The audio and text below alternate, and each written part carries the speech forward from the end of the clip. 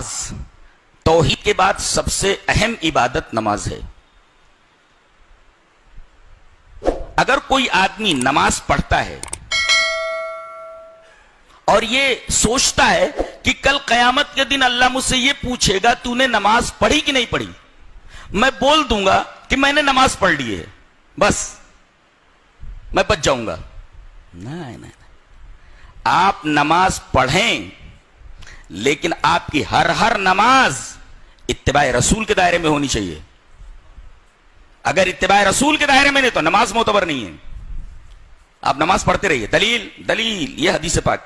وعن ابی ہریرہ رضی اللہ تعالی عنہ عن النبی صلی اللہ علیہ وسلم قال ان الرجل لیصلی 60 سنة وما تقبل له صلاة لعلہ یتم الرکوع ولا یتم السجود ویتم السجود ولا یتم الرکوع.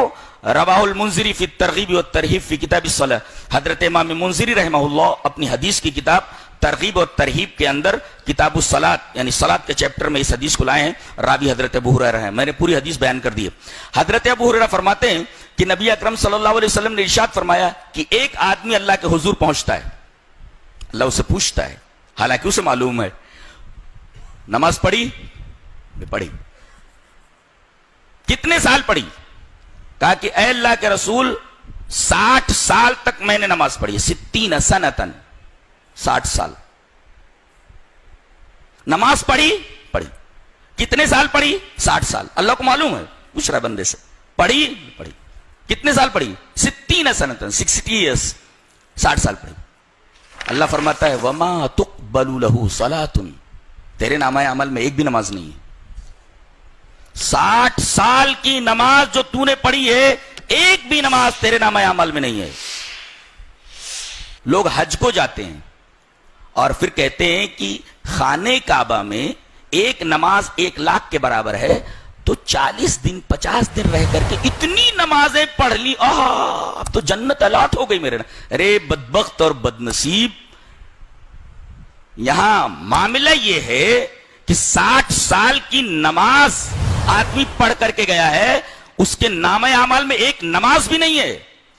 اور تیرے حج کی کیا بساط ہے, تیرے حج کی کیا اوقات ہے کہ تو جوڑتے بیٹھے کہ ایک نماز 1 لاکھ نماز کے برابر ہے, لہذا میں بخشایا ہو گیا.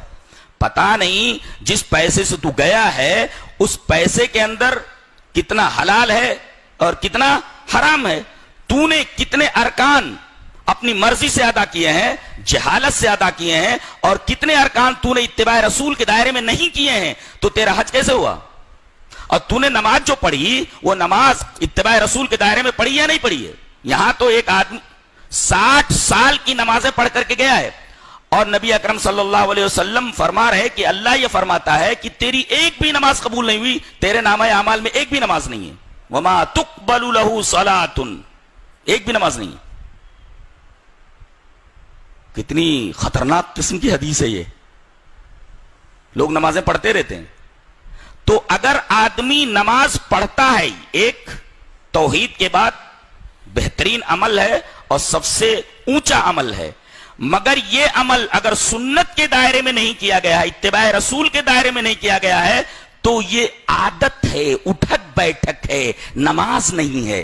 اس لیے کہ جو چیز اتباع رسول, جو عمل اتباع رسول کے دائرے میں نہ کیا گیا ہو وہ عادت بن جاتا ہے, عبادت نہیں بنتا. دیکھو 60 سال کی نماز لے کر کے گیا, نامہ عمل میں ایک بھی نماز نہیں ہے. اللہ, یہ حدیث ہمیں ہلا دینے کے لیے کافی ہے. نماز کیسی پڑھنا بتایا گیا. حدیث اس طرح. وعن ابی قلابۃ حدثنا ابو سلیمان مالک بن الحویرث قال قال لنا رسول اللہ صلی اللہ علیہ وسلم صلوا كما رأيتموني اصلي فاذا حضرت الصلاة فليؤذن لكم احدكم وليؤمكم اکبركم. رواہ البیہقی فی السنن الکبری فی کتاب الصلاۃ. حضرت امام بیہقی رحمہ اللہ اس حدیث کو ایسے ہی سنن کبری بیہقی کے اندر لائے. راوی حضرت مالک بن حویرث سے, وہ فرماتے ہیں کہ نبی اکرم صلی اللہ علیہ وسلم نے ہم تمام صحابہ کرام سے یہ کہا کہ تم لوگ نماز اس طرح پڑھو جس طرح تم مجھے نماز پڑھتے ہوئے دیکھتے ہو.